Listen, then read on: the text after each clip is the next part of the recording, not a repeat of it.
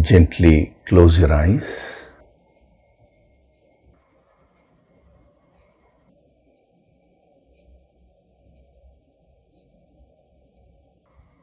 Do deep breathing.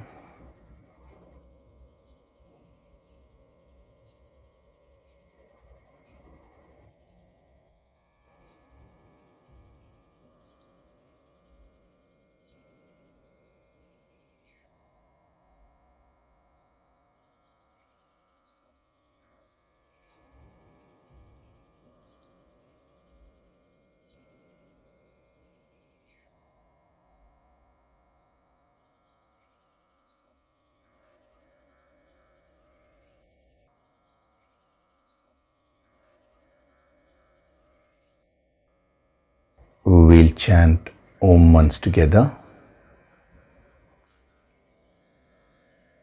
Synchronize the chanting of Om with your exhalation.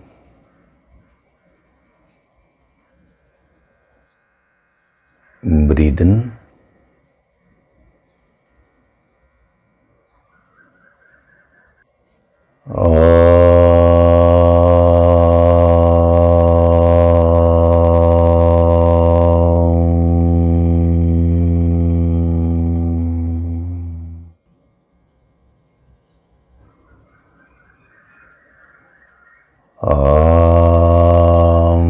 Sahana vavatu, sahanau bhunaktu, sahaviryam karavavahai, tejasvinavaditamastu ma vitvishavahay. Om Shanti, Shanti, Shanti.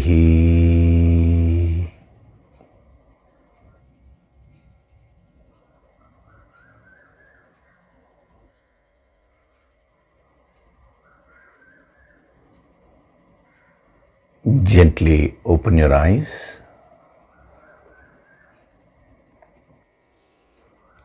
We'll chant from verses 68 to 72 of chapter 2.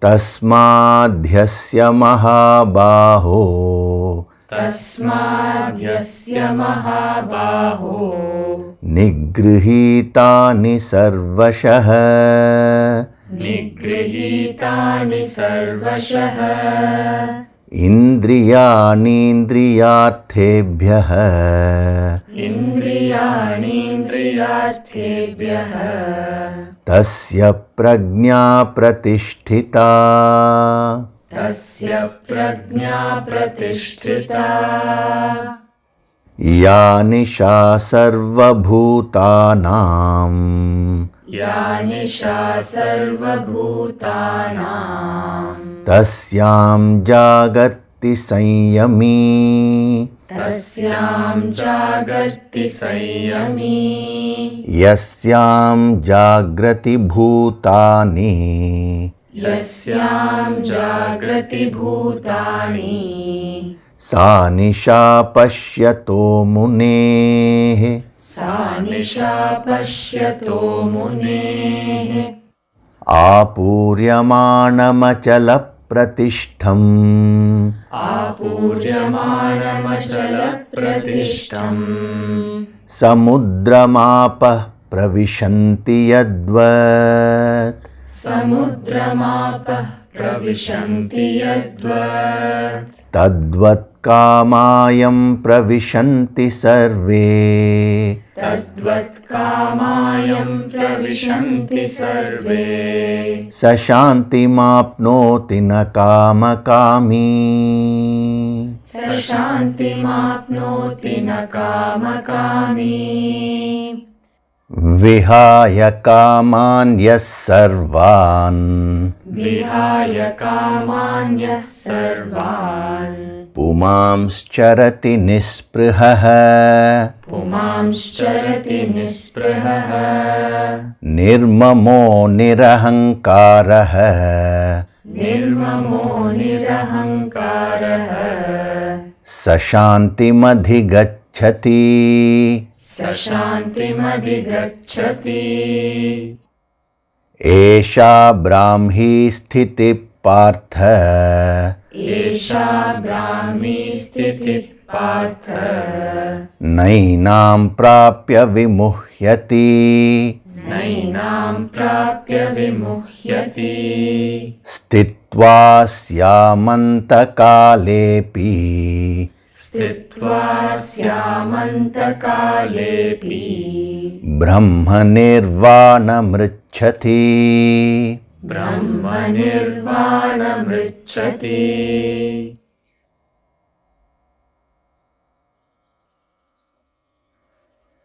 Hari Om, and a very good day to all of you. So in the last session,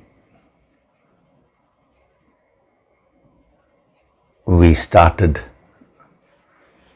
verse number 72,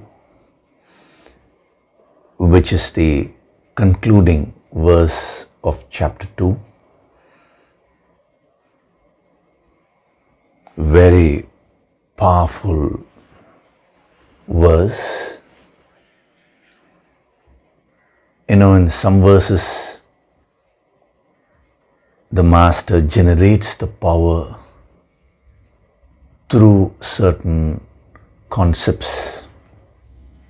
The basic power comes from the higher energy, but I'm talking about the impact, external impact.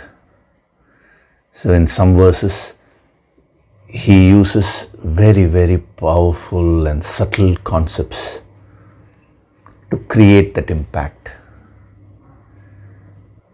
In some verses, the style of giving this wisdom creates the impact. Not that such a verse will not have deeper messages, but whether you get the deeper messages or not, just the style of communication, the way in which he communicates gives that power. This is one such verse, wherein he says, Esha Brahmi Sthiti Partha. This is the state of Brahman, O Partha.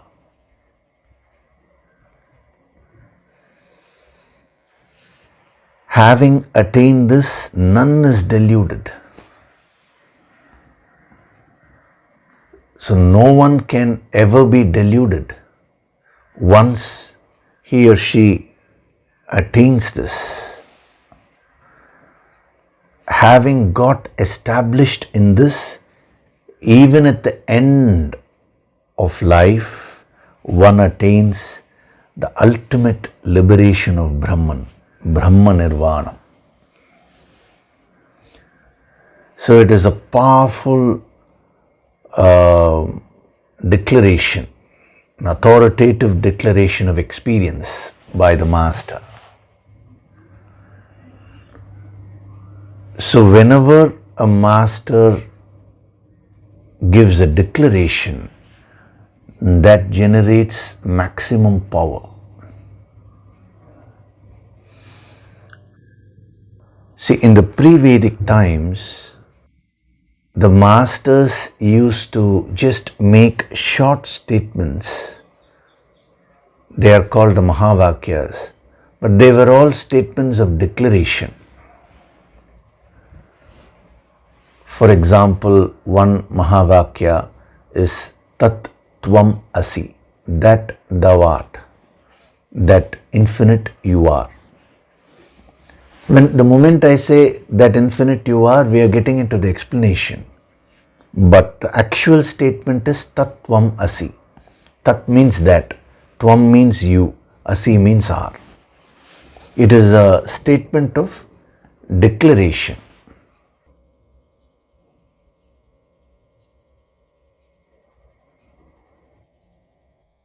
Aham Brahmasmi. means I am that Supreme Brahman. Again, a statement of declaration. So that is how the instructions were given. That is how the guidance was given by the master to the students in the form of declarations. And whenever a master gives a statement of declaration, he is connected to the infinite, and from that infinite source, the statement flows through him or her. And that is why the power is maximum. The statement of declaration is not made from the student's level. A statement of declaration is made from the master's level. Therefore, it has enormous power, enormous energy. So in the good old days, the students were so well prepared that they were able to receive that power, that energy from the master. See, one needs to be 100% or 200% attuned to the master in order to receive the energy which he gives. So in the pre-Vedic times, the students were of an extraordinary caliber, and they were able to receive it fully. As the receptivity reduced, more explanations were given. Many other methods were also employed. It all depends upon the receptivity of the student. Last week I had given you a small homework. That is to just read this verse at least once a day whenever you get some time. To read this verse not with an idea of understanding what is the logic and all that, but just feel and read this and just become exposed to the energy of this verse, because the master has made a statement of declaration. Now that homework which I gave you is a small practice for you to become more receptive. When we take the statement of declaration and explain it further, which anyway that's going to be done, but if we merely stop with the analysis part, even though you may understand the meaning of the verse, even though you may understand the deeper messages also, but you will miss that power which the master is naturally generating because of the style of communication.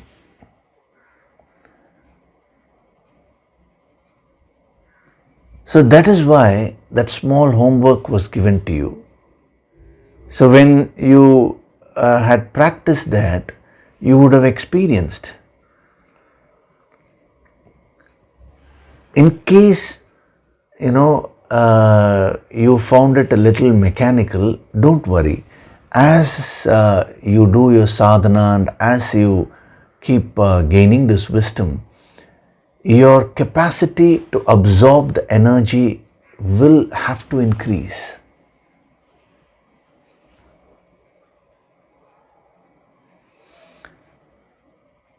This is called receptivity. See, the more the receptivity, the more you would be able to absorb the energy of the higher. If you want to become a very good sadhak,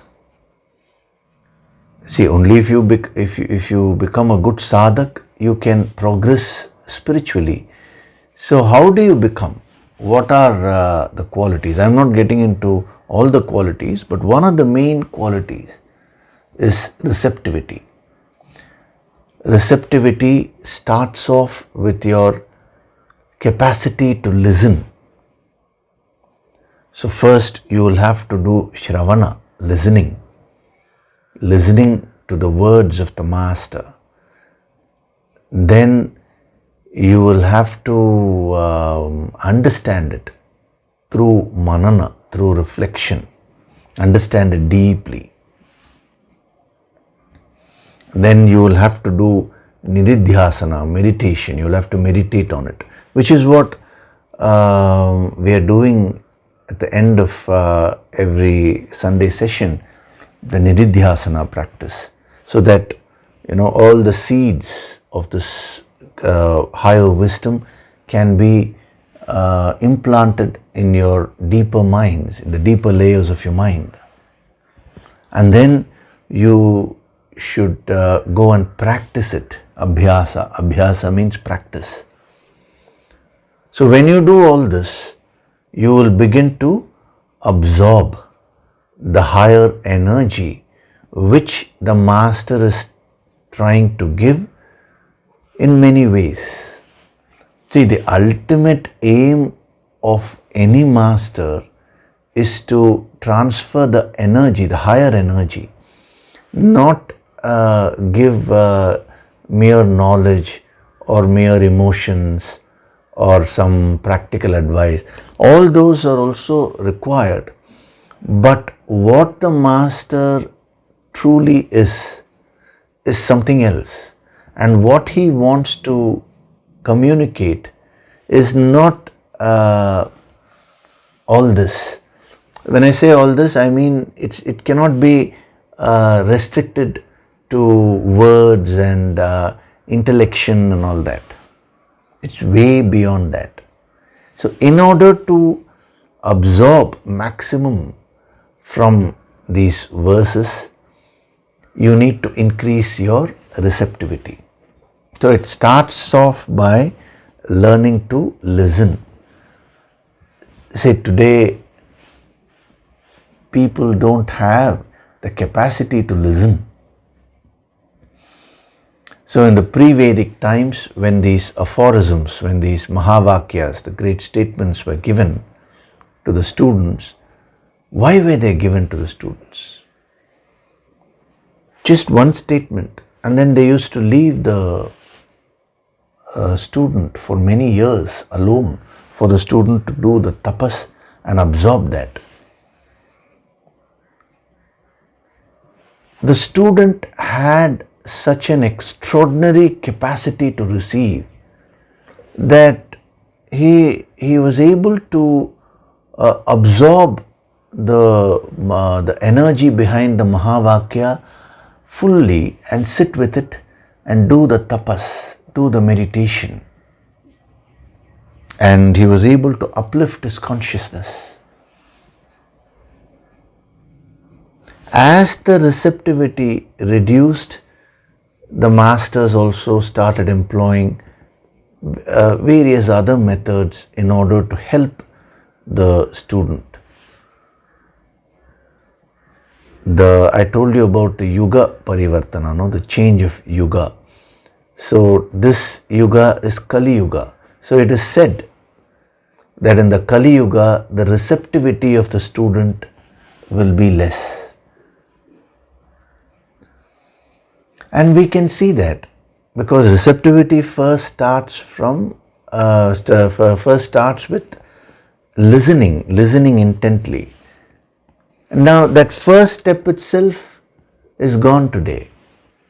How many people want to listen? Everybody wants to give their opinion. Listening means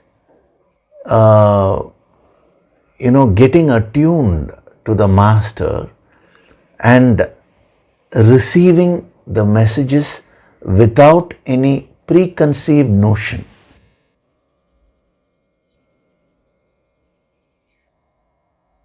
Sometimes some people tell me, "Sir, I have never read any scripture in my life. I have not listened to any lecture. So do you think I am qualified to attend this?" I always tell them, you are better qualified if you don't have any background. The reason is you will not have any preconceived notions. So your capacity to listen with respect to the yogic approach will be higher when you are full of preconceived notions. This is what is right, this is what is wrong, and so many things. Now every time something is being told, your filters will come, whatever your preconceived notions are will act like filters.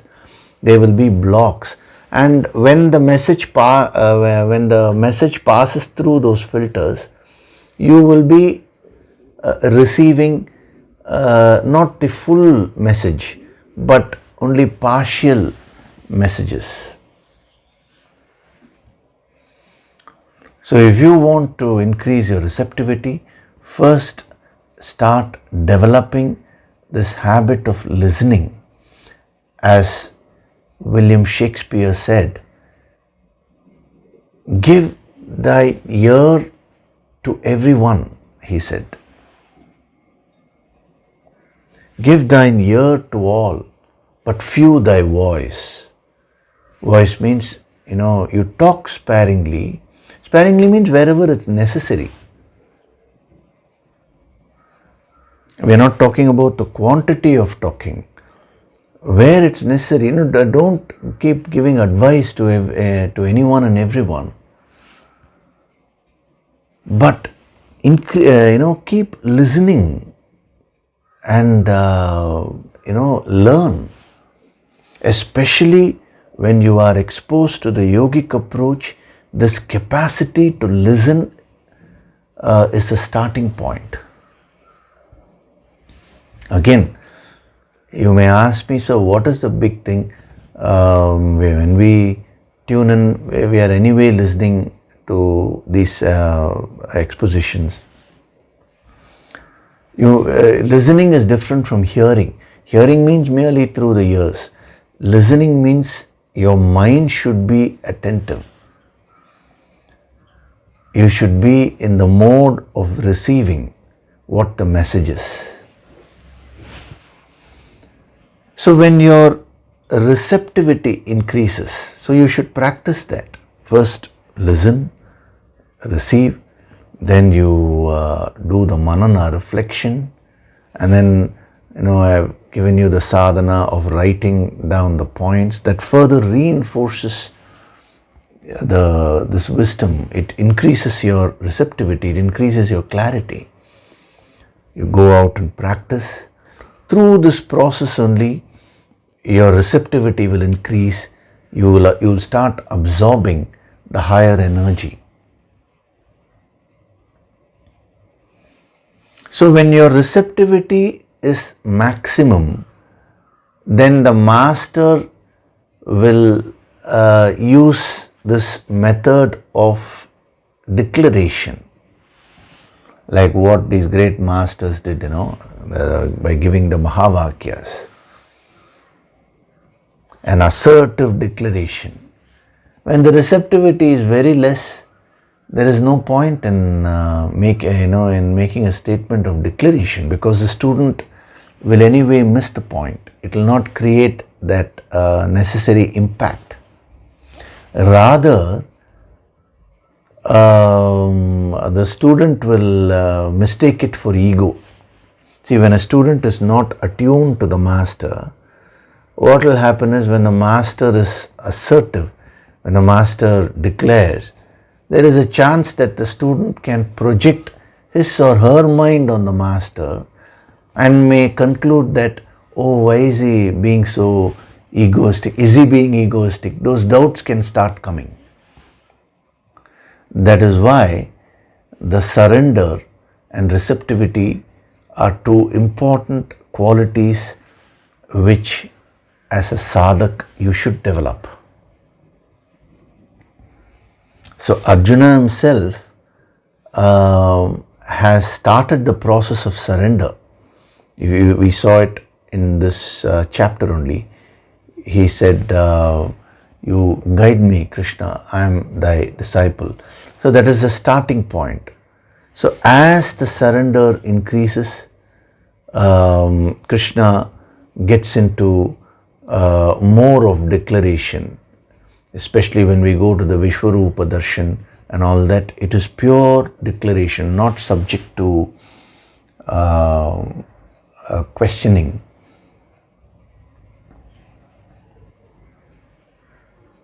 Whenever the statement of declaration is made from that higher experience, and when the student has the full receptivity, he will be able to receive it fully without any doubts. Because the master's experience is unknown to the student. It is unknowable to the student's intellect. So if the student tries to understand it intellectually, it becomes very difficult.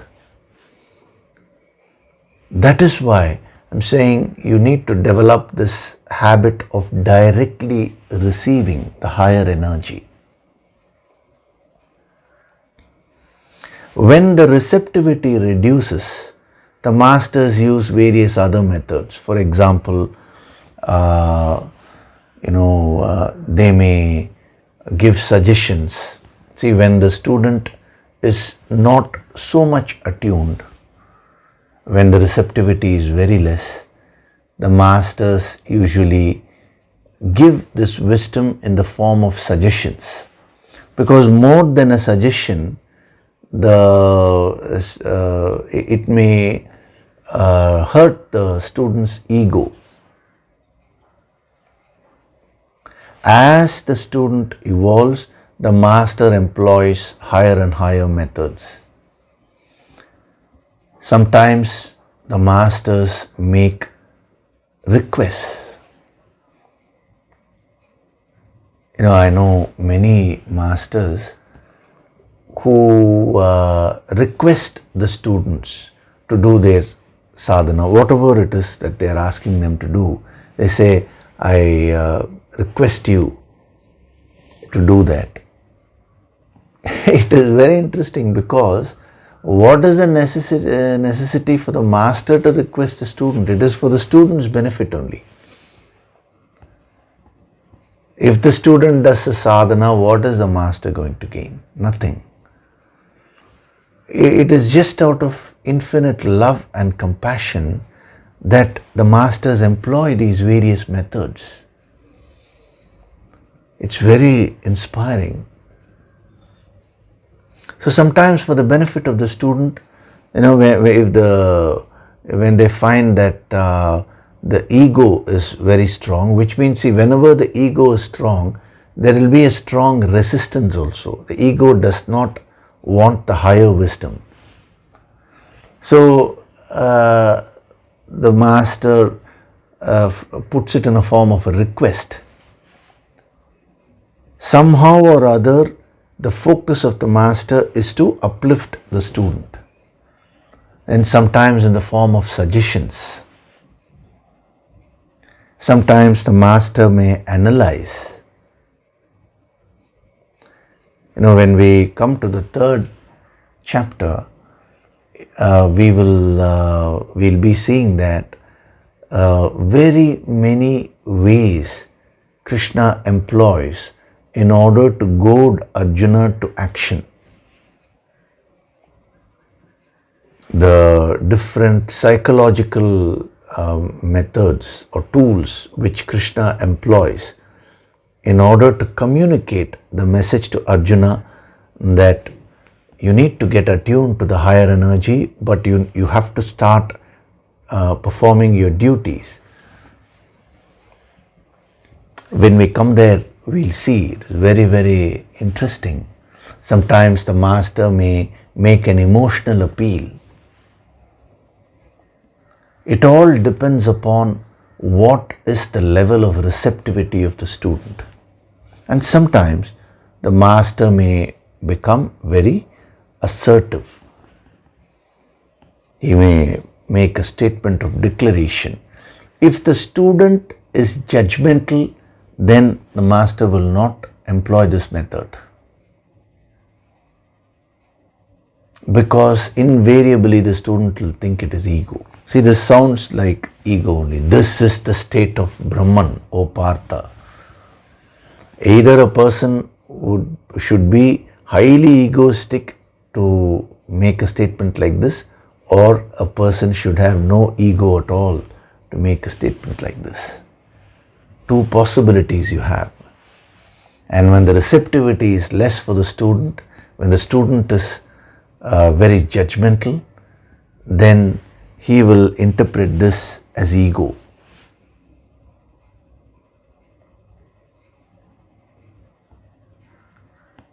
So it is not only in this verse, as we go along, in this journey, as a sadhak, you should try to go on increasing your receptivity, so that every little thing which the master gives, you will be able to absorb and benefit.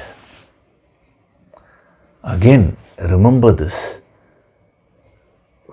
When the student increases the receptivity, the master is not going to gain anything. It is the student who will benefit. The entire approach, the yogic approach, is aimed towards maximizing the benefits for the students. But the choice the student has to take. The master cannot interfere there.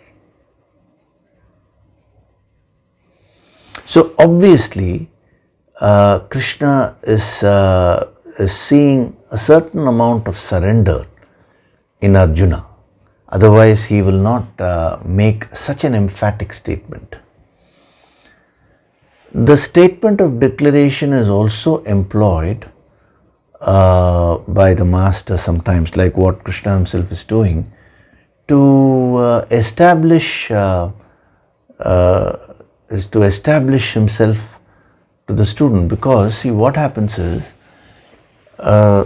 any master has two aspects. One is the divine aspect, the infinite aspect. His consciousness is fully attuned there. And then when it comes to the expression, it is only through the physical body. Now the student actually interacts with the physical body, at the physical level, at the external level with the master. Now the physical body has its limitations. We say even emotions have their limitations, thoughts have their limitations. The physical body has maximum limitations.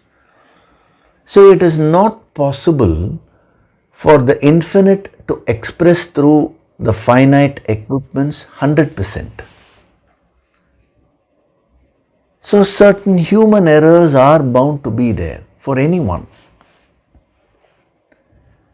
That is why the advice given in this path by the great yogis and masters is that when a student interacts with the master, they say, ignore those small errors and flaws which are an integral part of the finite equipments.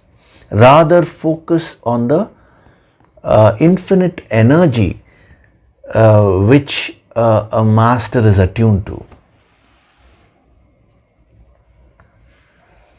So when the student interacts with the master externally, he will see all the limitations, and there is a good chance that he may understand or he may relate with the master from a very relative level.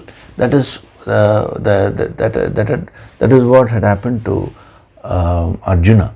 He related to Krishna just as a friend, nothing more, till he received the Bhagavad Gita. So now, if Krishna wants to help Arjuna, who is in a completely shattered frame of mind, now he needs to get Arjuna to a state where Arjuna recognizes Krishna's spirituality, Krishna's spiritual brilliance. Not that Krishna wants any appreciation from Arjuna. Which master is really bothered about others' opinion? But when the student approaches the master for help, if he is going to look at the master with the prism of these finite equipments, then that is not the right psychological environment for him to receive the higher messages. Whereas when the student starts taking away his focus from these finite equipments and starts attuning with the master at a higher level, that is when he can truly receive these messages. So in order to help the student to overcome the limited perception, sometimes the master may use this method of assertion. So when a master makes an assertion, emphatic statement, immediately the student who has a basic level of surrender and a non-judgmental attitude, is shaken up. So his focus turns towards the higher, which is beyond these finite equipments of the physical body, the emotions and thoughts. So Krishna is making such an emphatic statement to pull Arjuna up. Because unless and until Arjuna starts recognizing Krishna's spiritual depth,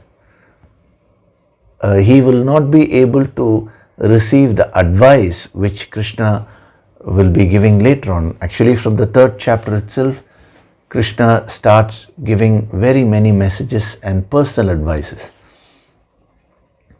But if Arjuna is going to see Krishna as a mere friend and stop with that, he will miss all that. So he is preparing Arjuna. So as Krishna is preparing Arjuna, as a sadhak, you should also start getting prepared. It is not about covering many chapters, but it is about absorbing the deeper messages hidden there. And that can happen only if you prepare yourself by increasing your receptivity.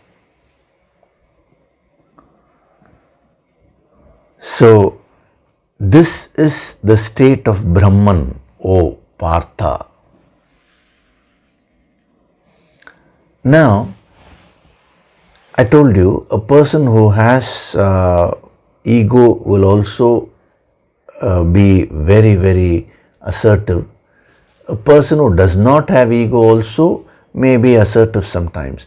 Now, as a sadhak, how do you know which one is an egoistic assertion and which one is a factual assertion based on one's experience? So, I'll give you a couple of pointers so that you can assess yourself. This is not to assess others.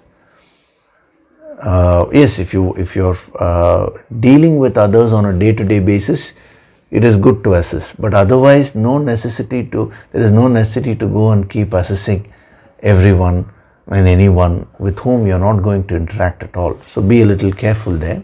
So the difference between egoistic assertion and factual assertion, because both look alike externally, but if you have a little bit of depth, you will know the difference. In the egoistic assertion, that is when a person asserts a point in an egoistic way, the emphasis is not on the message, is not on the subject, but the emphasis is on the fact, or emphasis is on the point that I am right. The question is not about what is right. The assertion is about I am right. Who is right? Am I right or are you right? That is the focus. Whereas when it comes to factual assertion, the emphasis is not on who is right. The emphasis is on what is right, the message. So as a sadhak, you should learn to become assertive in life. That is very important. You should not be passive, but ensure that you don't become assertive in an egoistic way. So how do you find out whether you are on the right path or not?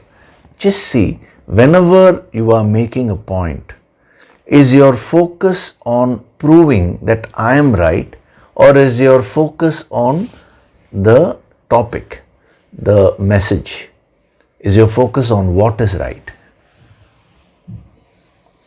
You see, in any argument, you will always find that each one will be trying to assert one another's ego. The emphasis will be on who is right. The one person will say I am right, the other person will say I am right. Such an interaction can never be a discussion.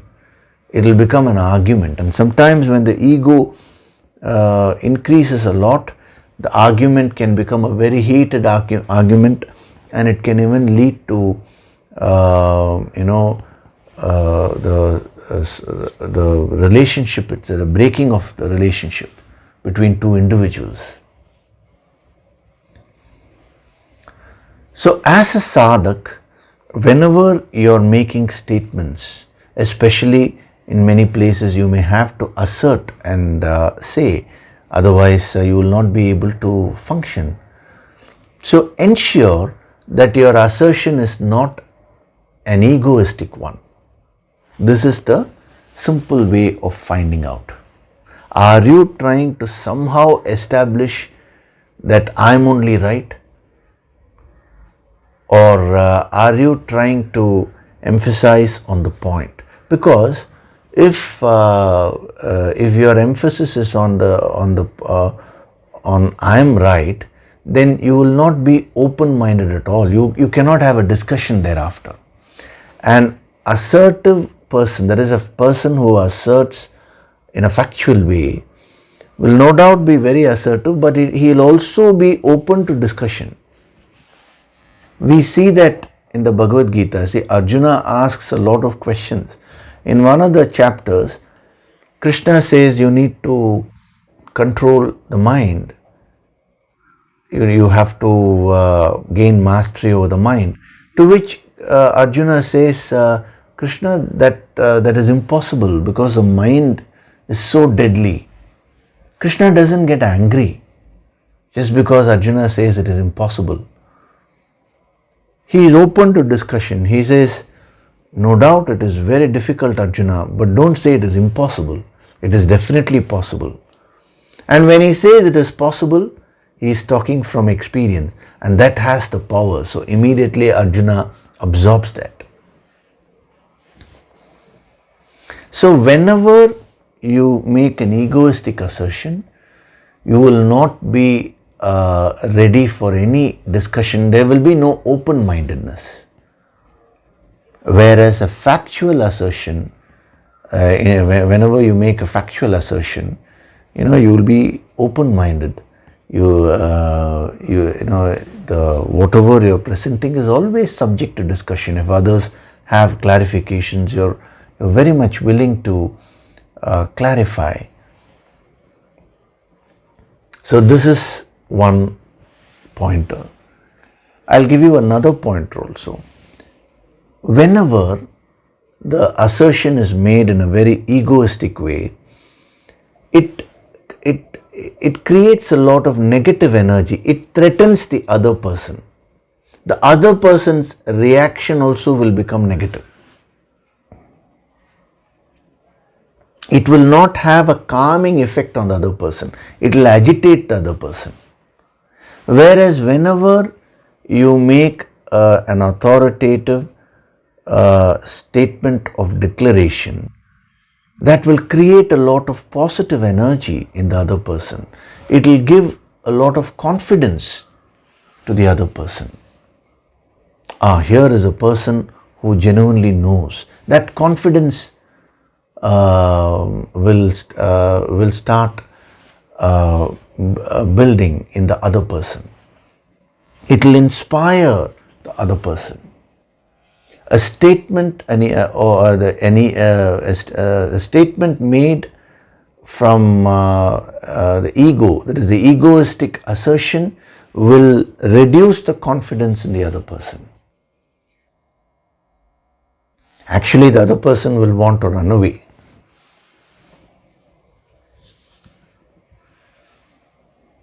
Because all the time an egoistic person will be trying to establish himself or herself. I am right, I am saying this, the focus is always on the I. Whereas when you make a factual statement in an assertive way, see, this is what is right, you should do this. When you don't have any ego, it immediately creates an impact in the other person. The other person becomes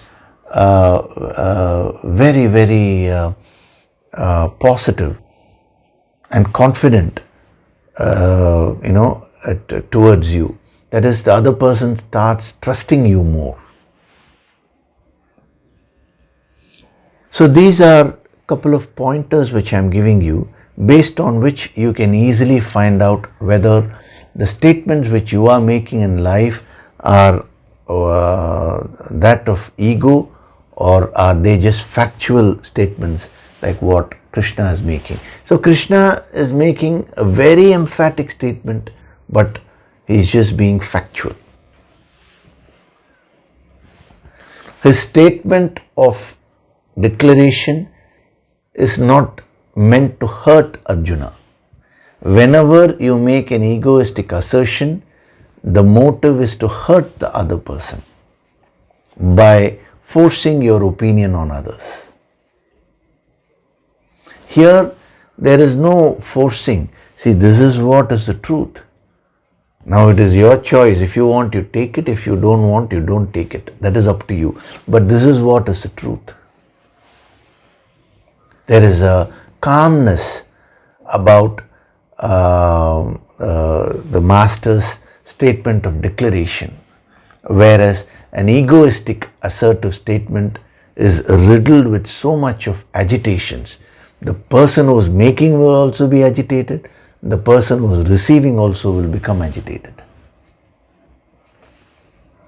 So as a sadhak, always avoid arguments.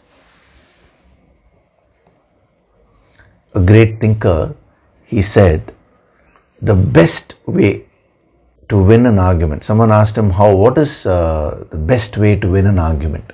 He said, the best way to win an argument is to avoid it. Because if you lose the argument, you lost it. If you win in the argument also, you would have lost a friend. So that way also you are a loser only, he says. So especially in the spiritual path, the moment you get into arguments, you will find that your energies will start, the energy level will start dipping. You will become very highly stressed. So as a sadhak, avoid arguments. Discussions are healthy. Even between partners in a family, you should always have discussions. Generally, I find that all the quarrel between the husband and wife is more because of arguments. Now your point may be, sir, I want to discuss, but the other person doesn't want to. It is not like that. See, when you go on avoiding arguments, the other person is bound to open up and, the other person is bound to start discussing at some point of time. You will have to be a little patient. But your ego will not allow you to get into a discussion. The ego will want to get into an argument. Whenever you get into an argument, neither will you gain nor will the other person gain. So that is the deeper sadhana message which we can derive from this approach which Krishna is taking. See, he is making such a powerful statement, but it's not disturbing Arjuna in any way. Rather, Arjuna gets more inspired. He starts asking more questions. He starts clarifying with Krishna, which is how the 3rd chapter will be starting. Krishna, should I fight or should I do this? What should I do? He starts asking all that. If it had put the spirits of Arjuna down, then Arjuna would have become very defensive. That never happens. So as a sadhak, this is the sadhana, first sadhana tip which we get from here. Always avoid arguments, avoid egoistic assertions, but be assertive in life based on facts, based on your experience. That will create a lot of positive energy and confidence within you and in others also. When you become more and more skillful in any particular field, you will start becoming factual in that field. If you say, if you don't know something, you will say, I don't know. If you know something, you will say, I know, I'm giving it. In case you have made a mistake in facts, you will always be ready to say sorry. Oh, this is a mistake has been made. This is a very good point which you have given. You are amenable to discussion. Whereas if it is an egoistic assertion, you will not be able to accept any mistake if it has been made, So it's a very useful tip for a sadhak. The more you become assertive in your life based on facts, the more receptive you will become, the more calm you will become in order to receive the higher energy. Now, if you see, what Krishna is trying to say here is, this is the state of Brahman. Esha Brahmi Sthiti Partha. Now in verse number 54, what was Arjuna's question? Sthita prajnasya ka bhasha. That's how he started. How will a sthita prajna, a self-realized person, talk? How will a self-realized person walk? How will kim asit means how will a self-realized person sit? So Arjuna's question was about a person who has reached the highest state. How will he or she function? Now, in all these verses, Krishna was explaining how a Sthita Prajna will function, what will be the Sthita Prajna's internal state, what is Sthita Prajna's, how will the Sthita Prajna's expressions be, how will he contact the world, how will he function in the world. So all these things he had been covering till verse 71. But now in verse 72, he is stepping up the level. He is actually going to the highest level, and he is not talking about a Sthita Prajna here. He says this is the state of Brahman. Brahman means infinite, that supreme reality.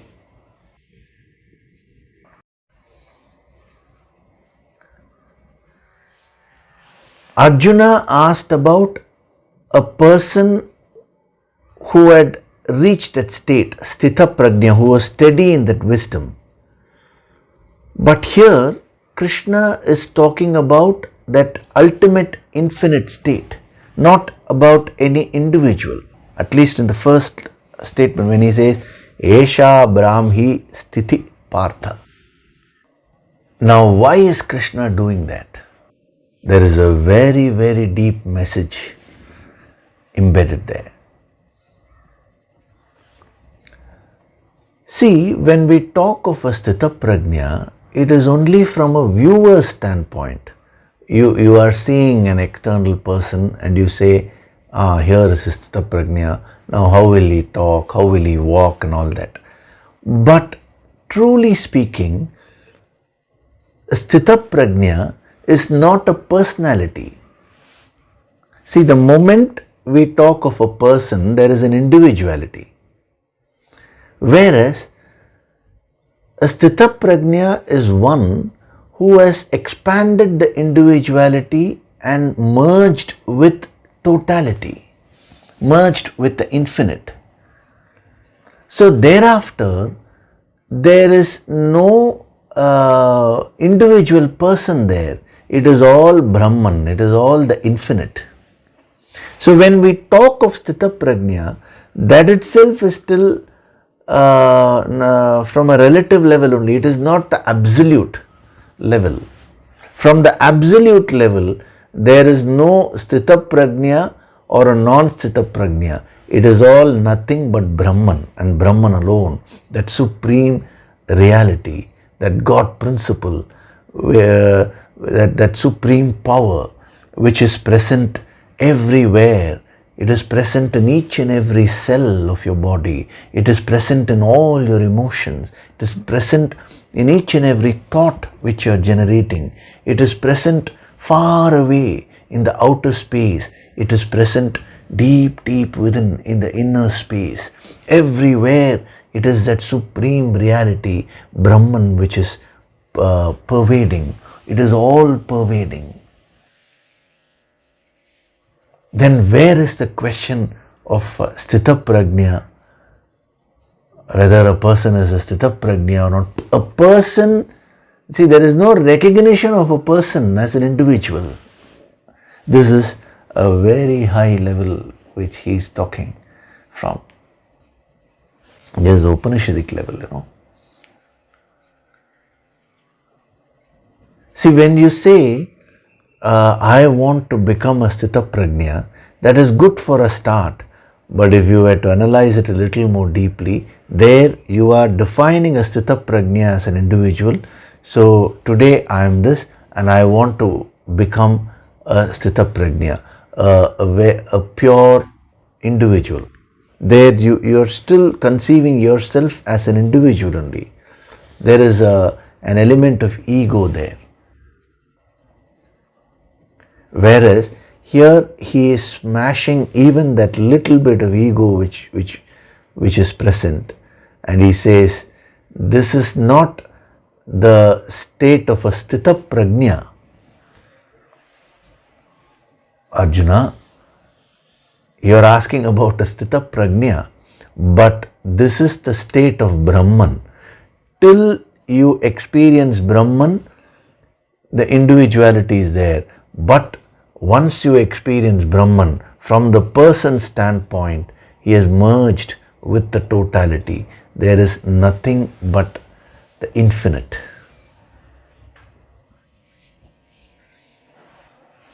So you have to understand these two viewpoints. One is from the viewpoint of the external viewer, the observer. That is a relative concept. But the other is from the viewpoint of the master, Now, from a viewpoint of a master, there is no master, no student. Even to say the viewpoint of the master is actually wrong. See, we are short of words here, so some words we have to use. That is why my request is you should increase your receptivity to be able to absorb what he is trying to give here. When a person goes through a dream and he is a dreamer there in the dream and he is experiencing various things, now he is actually not the dreamer, he is a waker, relatively in that experience. But he is unable to see himself as a waker. So the question comes when he is told by the Guru that, listen, you are not the dreamer, you are the waker. Okay, how will a waker walk? How will a waker talk? And now, when the Guru gives him, he fixes that as a concept. Okay, one day now I should also become a waker. But when he says, I want to become a waker, actually what he means is, I want to purify myself, and I want to be a pure dreamer.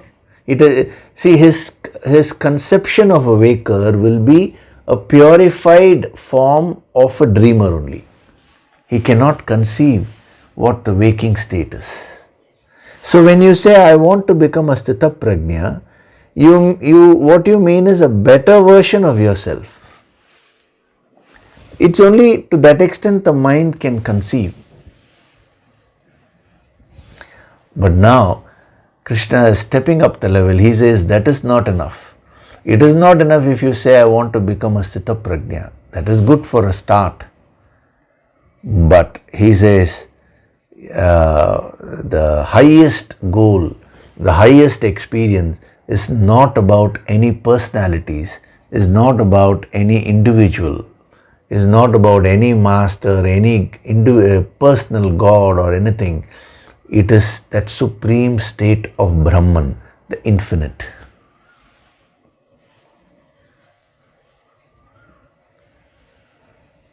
All gods are expressions of that one infinite supreme reality.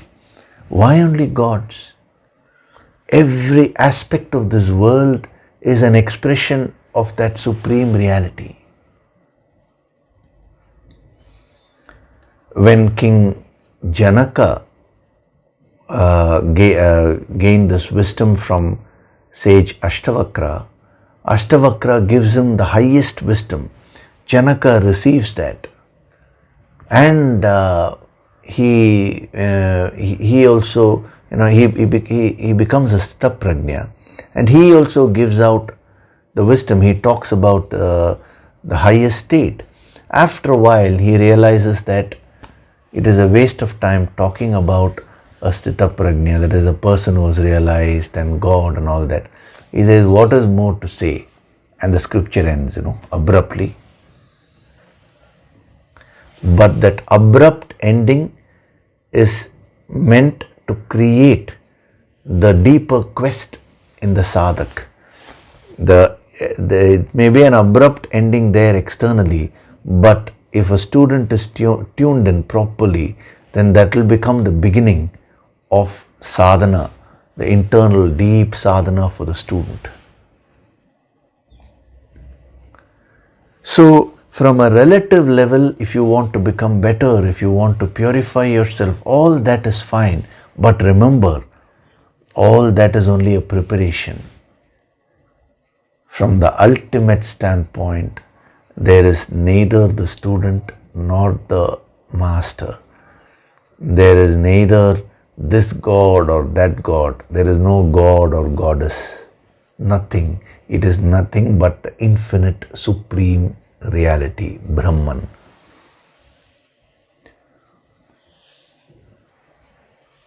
This is the language of the Upanishads. If you go to the Upanishads, this is how the verses will be, all statements of declaration. You require to do enormous tapas to be able to absorb that energy.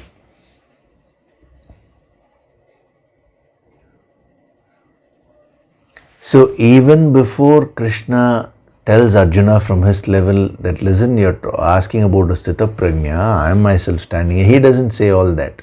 He just says it is all nothing but Brahman. This is the state of Brahman, O Partha. Don't confine it to any individual. Individuals come and go. They are all like drops in this ocean. Great masters came. We are so grateful to them, but they also left. When I say they also left, as individuals they left. But when you see that supreme reality, it always remains. That is why Adi Shankara said, Atma tu satatam prapta. That Atman, that Brahman is always present. You always have it with you, he says. There is a famous poem, no? It's called The Brook. Men may come and men may go, but I go on forever. Said the brook, the waters, It's very inspiring. So many expressions may keep coming. One person will be of Asuric nature, one person will be of Rakshasic nature, demonic, another person may be of Sattvic nature, and rarely a person may become a Sthita Prajna, but all these are expressions of that one supreme reality.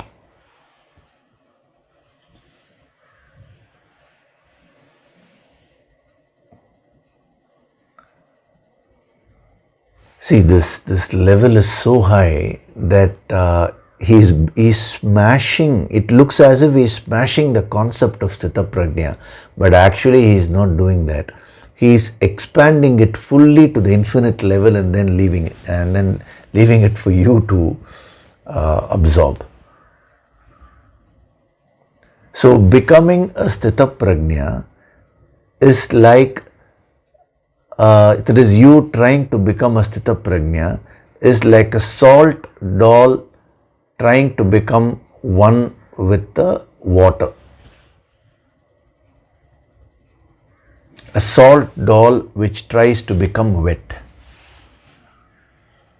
So today the salt doll is very dry. It's now it says, now let me become wet. So it goes and immerses itself in a vessel of water. In the process of becoming wet, what will happen to the salt doll? The salt doll will lose its individuality and become one with the water.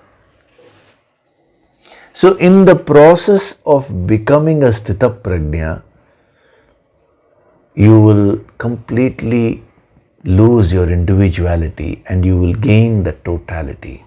Thereafter, there is no question of this individual, Mr. or Mrs. or Miss or so and so, becoming a Sthita Prajna. It is all the expression of the infinite.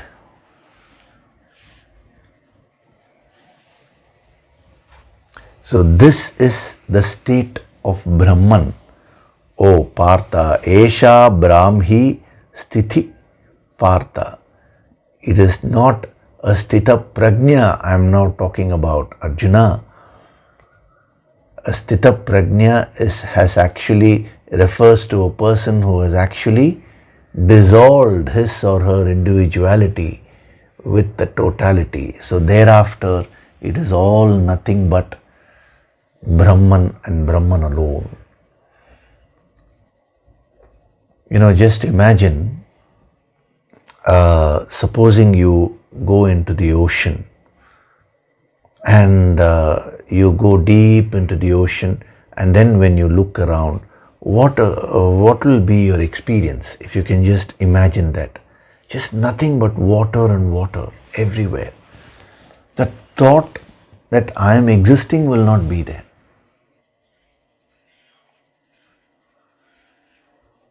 Whenever you see a spectacular expression of divinity, the focus shifts from you to the Supreme, isn't it? When you see a huge waterfall or when you see the mountains, immediately you get inspired. At that point, your ego reduces.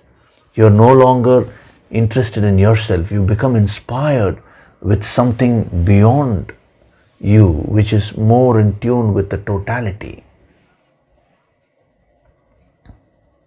Even when an artist is trying to create something, it could be music or it could be poetry, whatever it is. When the person gets so inspired and when the person is singing or writing poetry, at that time, if you closely observe, there will be no ego. The artist's ego melts and becomes one with his or her work. Later on, the ego comes back and he may take credit and say, I only wrote this, I only composed this. But actually at the point, during the composition, when the composition happened, was he aware of himself? No. The ego was absent and the composition happened automatically. So a sthita prajna is in that state. We can't say that there is a difference between the individual and the Supreme. They both merge. So Esha Brahmi Sthiti. This is the supreme state of Brahman.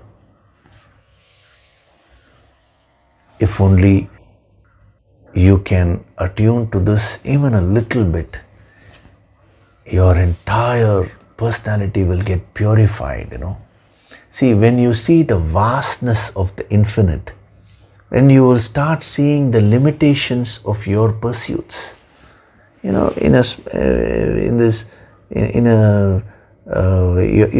are just small, we can say specks. We can't even say dust, because dust is also a little big. In this vastness of this universe, and universe itself is very small when compared to the vastness of Brahman, the infinite. In that small space which we are occupying, we have a very big ego. I am so and so. These are my achievements, Isn't it absurd? And you have your own quarrels also. I like this, I don't like this person. He came and insulted me. Oh, my child, who's studying in the LKG or UKG, the report card, this, out of 10 things, she has got 8 A's, but 2 grades have come down. Is that a big issue now? All your problems will become very petty when your consciousness expands. This gives you infinite strength. When you are, when your ego is strong, why do we say your power or strength also reduces? Because you lay so much of emphasis on all the problems which are created by the ego. The problems become magnified. The moment you attune to this frequency, now all the problems of life become very, very small. With that energy, when you function in life, now, you will start attracting all the positive things. You are the creator of your destiny. And what prevents you from creating your destiny is your own ego. So, just absorb whatever is being given here. I would say during this week, whenever you can, come back to this verse again, come back to this session and watch this as many times as possible. The idea is, even if you're able to lift yourself up just by 10 or 15%, that will create a tremendous impact in your life.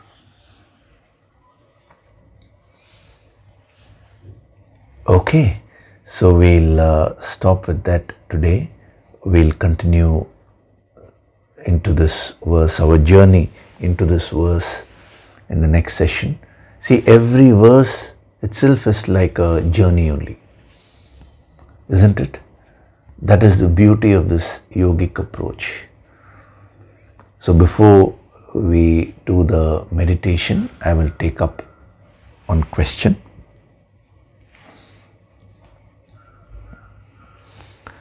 I'm not mentioning the person's name for obvious reasons. So Namaste Yogishri, time and again your guidance and words that keep ringing in my ears at the right moments are so uplifting and inspiring. I am truly grateful, Guruji, for all that you are constantly giving. For the first time in so many years, there was a break in my sadhana for a few months, and I realized that I desperately needed to get back on track, and the Yoga Sankirtan intensive course was exactly what I needed. Now I feel much more grounded. The principles and sadhana tips are so helpful. However, one thing I am not able to come to terms with, in the context when you mention about the balance one needs in one's life, I feel very dissatisfied. Having to manage household and kids, the spare time I have in hand seems less. In order to reflect on myself or hone my skills in music, the amount of time I invest in them is just not enough. This feeling of dissatisfaction is permeating into all my aspects of life, relationships too. I don't know how to get out of this mode. Seeking your guidance. Thank you, Yogishri. It's a very practical question which she has asked. Many others have also asked similar questions, if not exactly the same. And others who have not asked also will be facing these kinds of situations in life, where sometimes there is so much to do, the work can engulf you, whether it is taking care of the family, kids, or it could be work in office and all that. In that kind of a rat race, or a very, very busy schedule. Now, what she is saying is, I am not able to fix my priorities. What I really want to do takes a back seat. Like her situation is, she wants to practice music. Thinks she's a musician, and she's not finding time for that because all her time is going away in managing the kids and household and all that. So this is bound to create a frustration. So how do we handle such situations? Now I'll give you some points. You think about that, you absorb these points, and then you get back if you have any further clarification. The first thing is, see, when we'll take your example, you're taking care of your kids, you're taking care of the household work and all that. And then there is the other thing, which is you want to spend more time in music. Now, the first thing which you need to do is to break this perception of seeing all these duties which you are performing as obstacles to music, to what the other thing which you want to do. See, you should start seeing your life as one whole unit first. The divisions are only for convenience. So today your mind is seeing it as either I can take care of my kids and do the household work, or I can spend more time in music. Your mind is 100% convinced about that. I wouldn't say you're wrong, because that is your experience.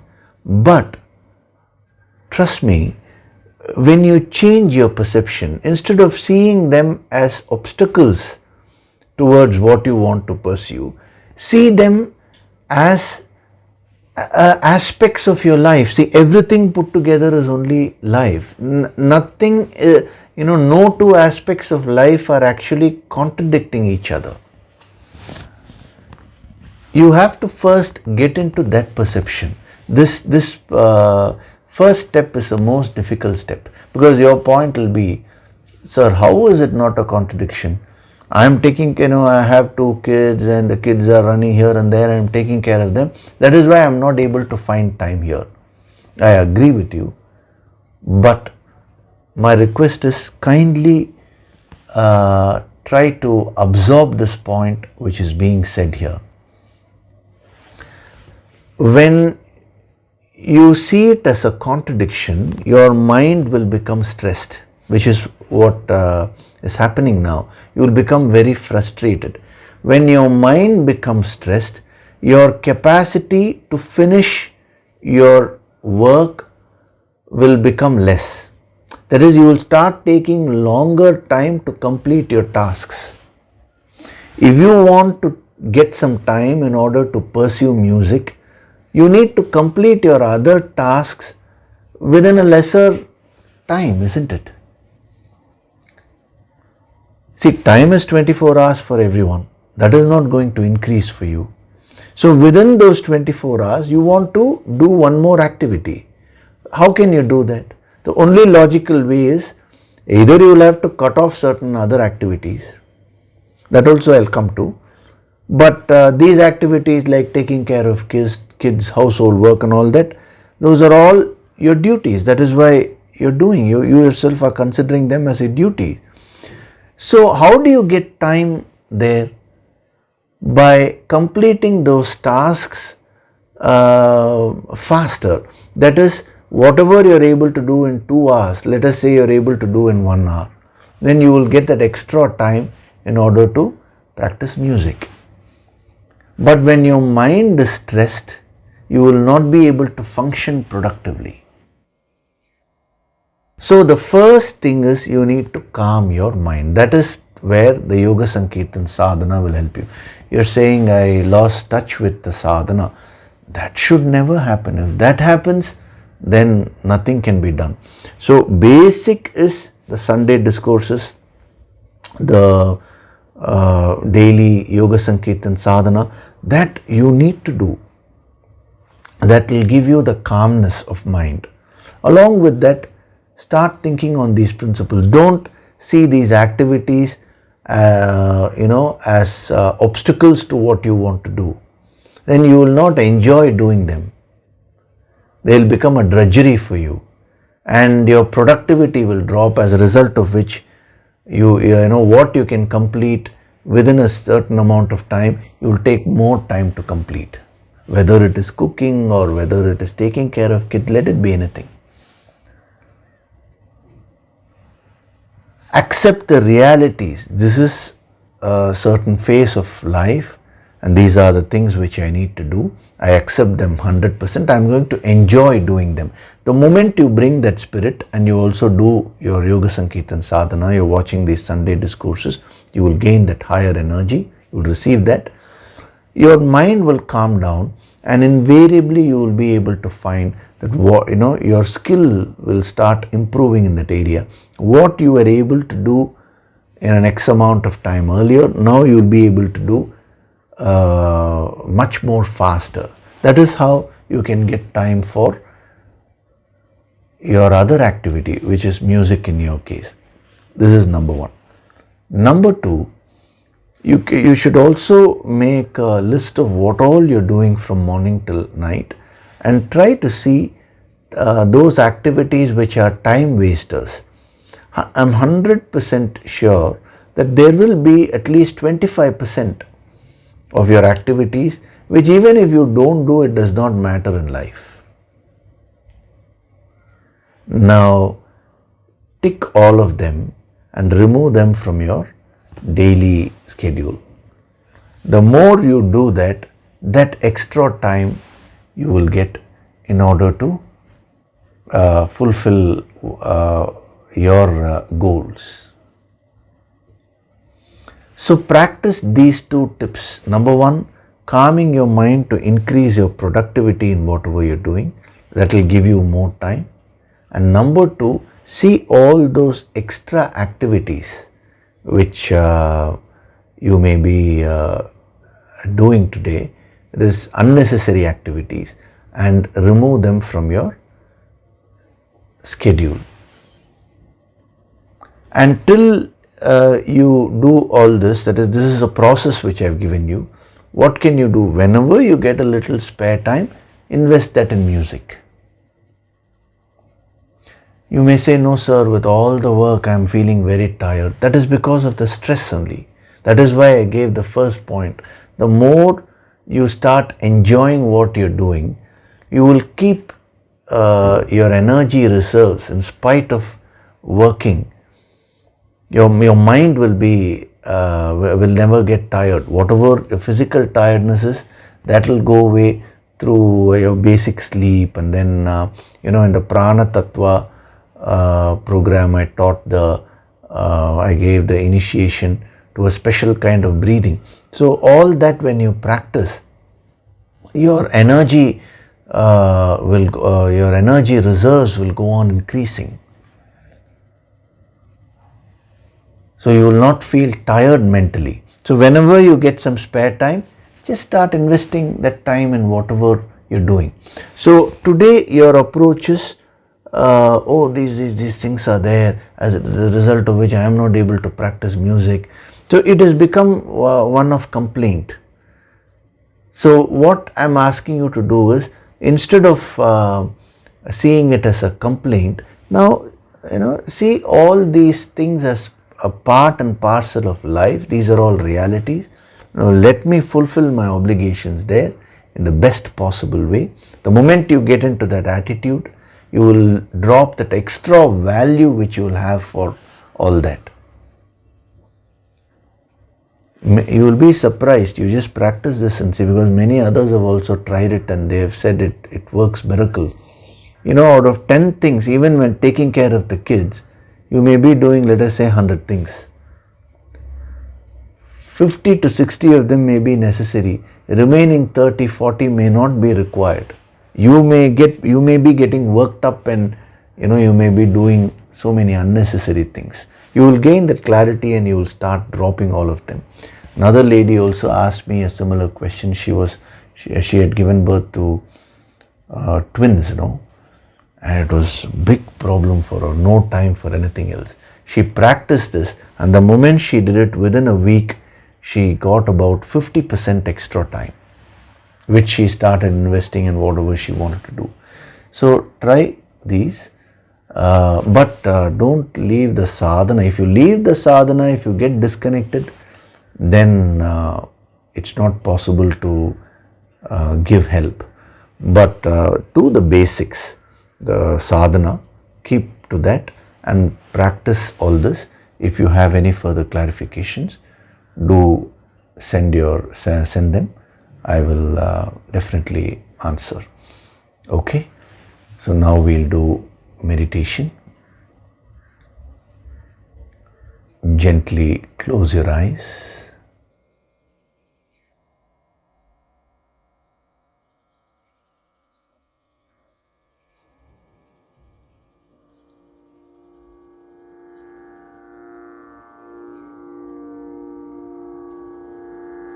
Breathe deeply.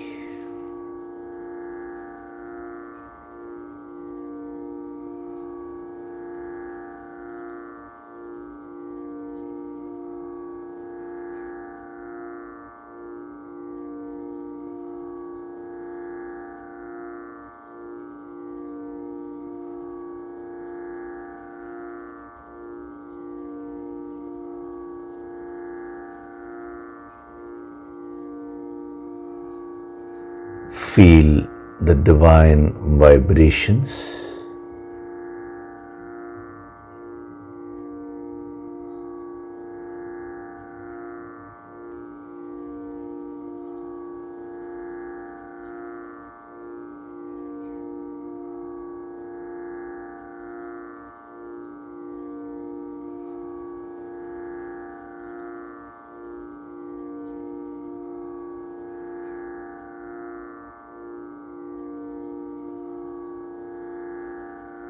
With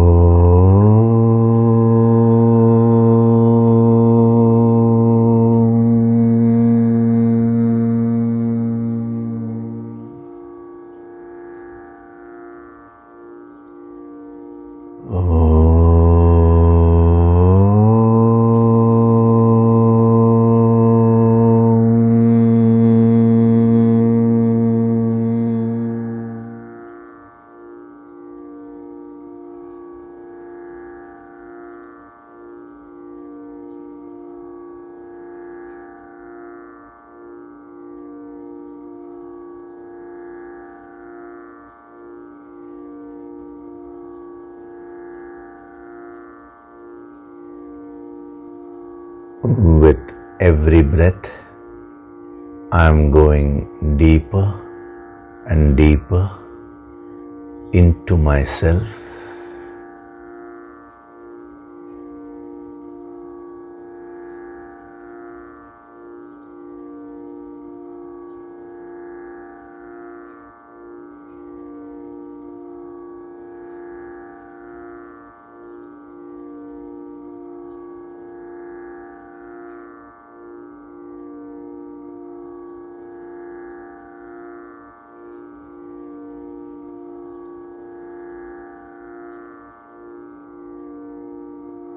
Beyond this physical body,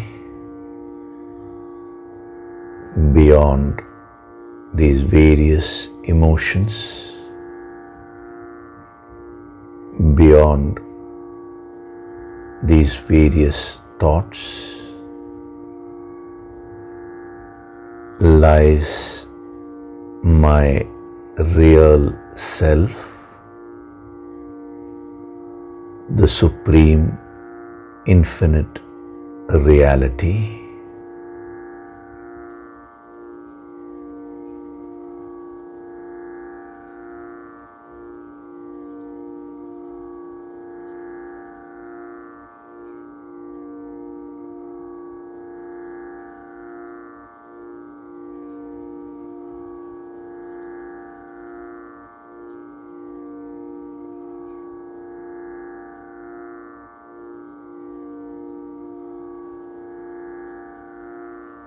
I am not this body,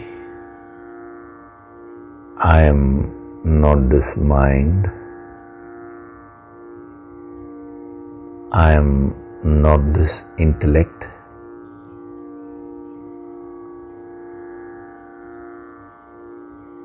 I am that supreme Brahman.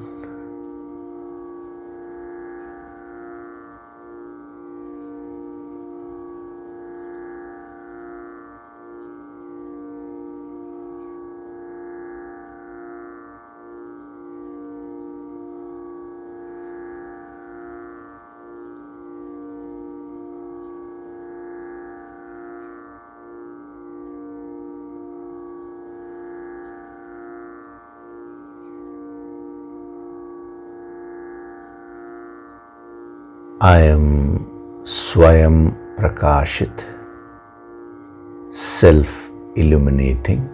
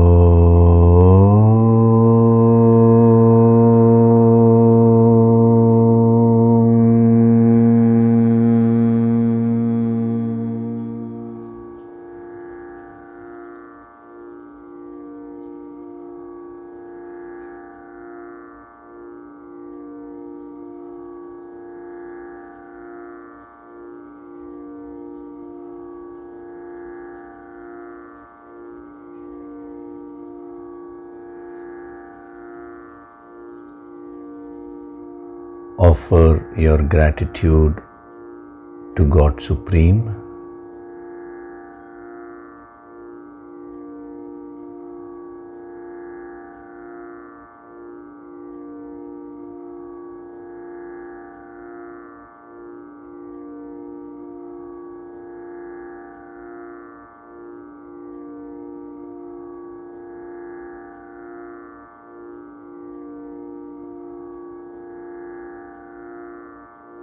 Offer your gratitude to your Guru and all the holy masters.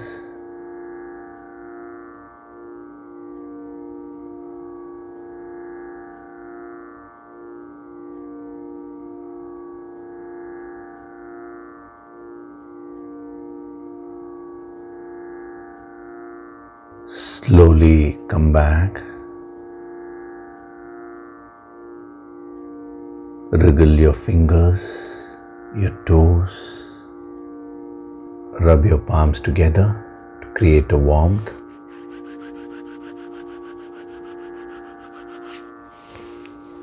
Cup your eyes with your palms.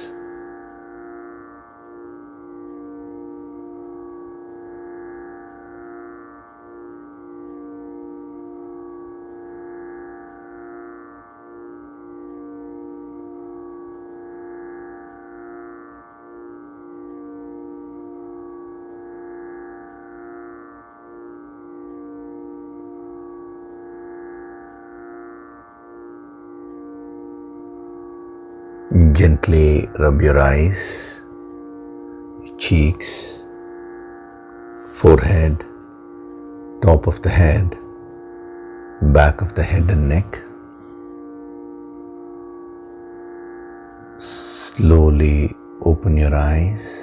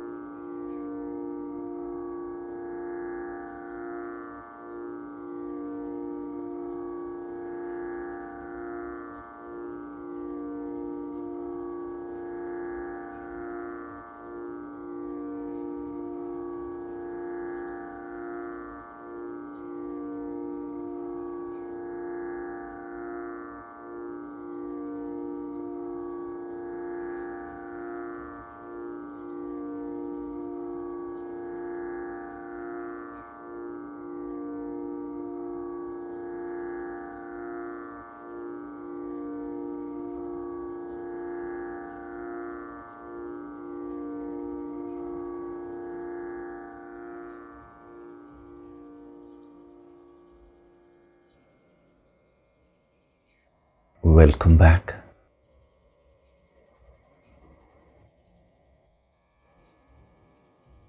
It was a very deep session today.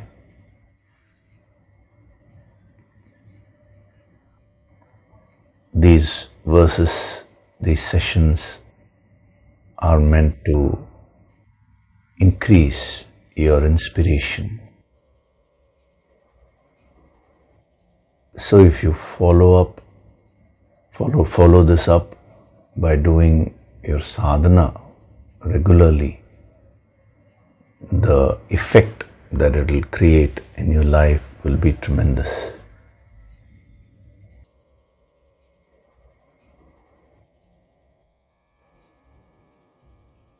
One more thing is, many people have been sending requests asking whether the Prana Tattva level 1 course can be made as an online course, like how the Kaya Tattva was made.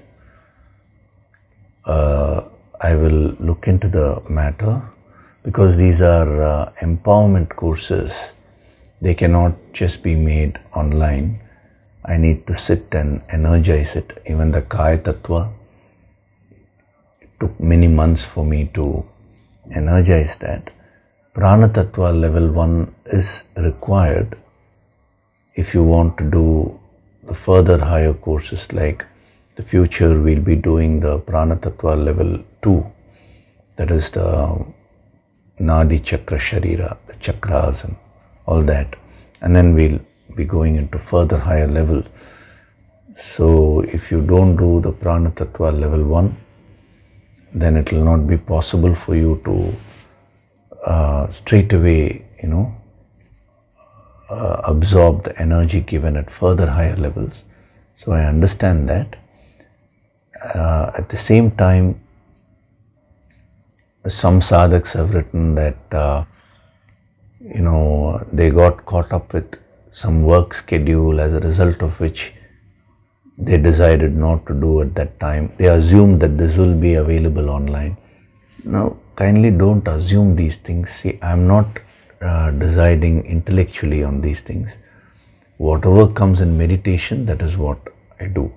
So if I get instructions from the higher to put it online, then I will energize it and do it.